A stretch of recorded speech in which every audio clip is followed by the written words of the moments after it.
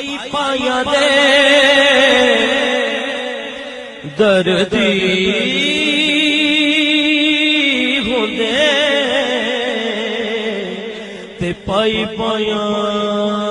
दिया बावा।